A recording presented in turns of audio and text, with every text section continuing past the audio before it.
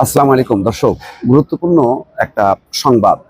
সেটা হচ্ছে human rights watch বাংলাদেশের জনগণের মৌলিক স্বাধীনতা ক্ষুণ্ণ করেছে অন্তর্বর্তীকালীন সরকার।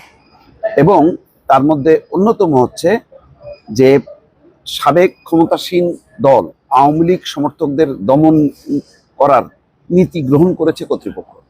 আগে বলেছিলাম দর্শক যে এইভাবে হুট করে অধ্যাদেশ জারি করে আওয়ামী লীগ নিষিদ্ধ করা, এটা কতখানি যুক্তিসঙ্গত হবে, এটা অত্যন্ত ঝুঁকিপূর্ণ একটা কাজ। এর ফলে ইন্টারন্যাশনাল কমিউনিটি কিন্তু চুপ থাকবে না। তারা বারবার যেটা বলেছে যে যারা অপরাধের সাথে যুক্ত তাদের বিচার করার জন্য, সেটা হত্যা, গুম, খুন, টাকা পাচার সবকিছু। কিন্তু রাজনৈতিক অধিকার বন্ধ করা না, অর্থাৎ একটা দলকে নিষিদ্ধ করা মানে হচ্ছে একটা জনগোষ্ঠীর যে মতামত সেটা দমন করা।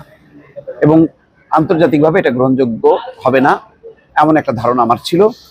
বলছিলাম যে পশ্চিমা এবং এই সংক্রান্ত যে নানা মানবাধিকার সংগঠন যারা গত 15 বছরে শেখ হাসিনার বিরুদ্ধে অব্যাহতভাবে মানবাধিকার, রাজনৈতিক অধিকার প্রশ্নে যারা বক্তব্য বিবৃতি দিয়েছে, তাদের সুর কিন্তু পাল্টে যাবে। এখন দেখেন ঠিকই পাল্টে গেল। বাংলাদেশের অন্তর্বর্তীকালীন সরকারের সাম্প্রতিক কিছু পদক্ষেপ জনগণের মৌলিক স্বাধীনতাকে ক্ষুণ্ণ করার ঝুঁকিতে ফেলেছে বলে দাবি করেছে আন্তর্জাতিক মানবাধিকার সংস্থা হিউম্যান রাইটস ওয়াচ। তাদের অভিমত, দেশটিতে বিচার ব্যবস্থার সংস্কার করার পরিবর্তে সাবেক ক্ষমতাসীন দল আওয়ামী লীগ সমর্থকদের দমন করার নীতি গ্রহণ করেছে কর্তৃপক্ষ। গতকাল প্রকাশিত এক প্রতিবেদনে এই সংস্থাটি এই কথা বলেছে। প্রতিবেদনে বলা হচ্ছে, চলতি মাসের 12 তারিখে সন্ত্রাস বিরোধী আইন ব্যবহার করে আওয়ামী লীগের সভার সমাবেশ, প্রকাশনা, অনলাইন প্রচারণায় নিষেধাজ্ঞা জারি করা হয়েছে।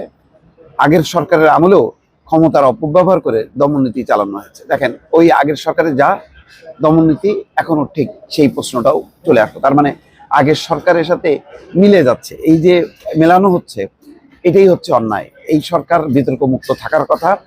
যা কিছু করার সেটা নির্বাচিত সরকার আইনের মাধ্যমে করবে, যদি কোনো দলকেও বিচার করতে হয়। কিন্তু অধ্যাদেশ জারি এবং হুট করে কোনো কারণ ছাড়া শাহবাগে জমায়েত করা, জামাত এনসিপি মিলে যে শক্তি প্রদর্শন করা, তার মধ্য দিয়ে অধ্যাদেশ জারি করে এই যে সরকারকে এখন আন্তর্জাতিক কমিউনিটির মুখোমুখি করা হলো, এটা ভালো হলো কিনা এটা নিয়ে কিন্তু বিস্তর জাতীয় পর্যায়েও বিতর্ক হবে। এবং এই বিতর্কে অনেক রাজনৈতিক দল কিন্তু সরকারকে সাপোর্ট করবে না। গুম বিষয়ে প্রতিবেদনে বলা হয়, আগের সরকারের আমলে গুমের মতো অপরাধের সঙ্গে জড়িতদের জবাবদিহি নিশ্চিতে পর্যাপ্ত পদক্ষেপ দেখা যায়নি।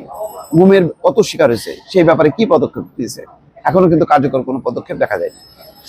গুম ঠেকাতে খসড়া আইন আন্তর্জাতিক মানদণ্ড পূরণ করে না। হিউম্যান রাইটস ওয়াচ এর এশিয়া সংক্রান্ত বিষয়গুলির উপপরিচালক মীনাক্ষী গাঙ্গুলি বলেন, আগের সরকারের আমলে গুমের শিকার হওয়া ব্যক্তি এবং তাদের পরিবারের জন্য ন্যায় বিচার নিশ্চিতের পর্যাপ্ত কাঠামো খসড়া আইনে নেই। আওয়ামী লীগ নিয়ে অন্তর্বর্তীকালীন সরকারের সাম্প্রতিক পদক্ষেপ হতাশাজনক উল্লেখ করে হিউম্যান রাইটস ওয়াচ বলছে, সাবেক ক্ষমতাসীন দল আওয়ামী লীগ নেতাদের বিচার সম্পন্ন হওয়ার আগ পর্যন্ত তাদের উপর কার্যক্রম নিষেধাজ্ঞা বহাল থাকবে বলে সরকার থেকে জানানো হয়েছিল। কিন্তু বিচার প্রক্রিয়া কয়েক বছর ধরে চলতে পারে। এভাবে আসলে দলটিকে কার্যত নিষিদ্ধ করে দেওয়া হলো। মানে নেতাদের বিচার সম্পন্ন হওয়ার আগ পর্যন্ত দলের কার্যক্রম নিষিদ্ধ থাকবে। এর মধ্য দিয়ে আসলে কার্যত দলকে নিষিদ্ধ করা হলো, দল নির্বাচনে অংশ নিতে পারবে না। যেখানে আন্তর্জাতিক কমিউনিটি বলছিল যে সবার অংশগ্রহণে একটি নির্বাচন। প্রতিবেদন বলা হচ্ছে, দলটি বাংলাদেশ স্বাধীন হওয়ার আগে থেকে সক্রিয় ছিল। তাদের একটি বিশাল সমর্থক গোষ্ঠী রয়েছে। এই সিদ্ধান্তের মাধ্যমে দলটির কোটি কোটি সমর্থকদের বাক স্বাধীনতা ক্ষুণ্ণ করা হলো। স্থগিতাদেশ হওয়ার পর আওয়ামী লীগের নিবন্ধনও বাতিল করেছে নির্বাচন কমিশন। মানে জামাতের ব্যাপারে যে অন্যায় আচরণ করলো গত আওয়ামী লীগ সরকার, ঠিক একই রকম আচরণ করা হলো আওয়ামী লীগের ক্ষেত্রে। আওয়ামী লীগ সরকারের আমলে ক্ষমতার অপব্যবহার সহ বিভিন্ন অপরাধে যুক্ত ব্যক্তিদের বিচারের পক্ষে মত দিলেও দলের কার্যক্রম নিষিদ্ধের সমর্থন দেয়নি HRW, অর্থাৎ হিউম্যান রাইটস ওয়াচ বলছে যে অপরাধে যুক্ত ব্যক্তিদের বিচার করো, তাদের শাস্তি দাও, কিন্তু দল না। তারা বলছে রাজনৈতিক দলের কার্যক্রম নিষিদ্ধ করা হলে মানুষের মৌলিক স্বাধীনতায় হস্তক্ষেপের শামিল। এর মাধ্যমে বিগত সরকারের ধাঁচে বিরোধীদের দমন নীতির চর্চা বহাল রাখা হচ্ছে। দর্শক, যখন এমন এক সময় নিষিদ্ধ করা হলো যখন আওয়ামী লীগের কার্যক্রম বলতে কিছুই ছিল না, এই অবস্থায় নিষিদ্ধ করে দলটিকে এক ধরনের রেহাই দেওয়া হলো। দল বলবে যে আমাদের কি করা আছে, আমাদের তো সরকার অগণতান্ত্রিক ভাবে আমাদের মানে অধিকার ক্ষুণ্ণ করলো। আর অন্যদিকে কি হলো, এটার মধ্য দিয়ে একটা আন্তর্জাতিক বিতর্কের ক্ষেত্রেও একটা তৈরি করে দেওয়া হলো। দর্শক, ভালো থাকবেন। আল্লাহ হাফেজ।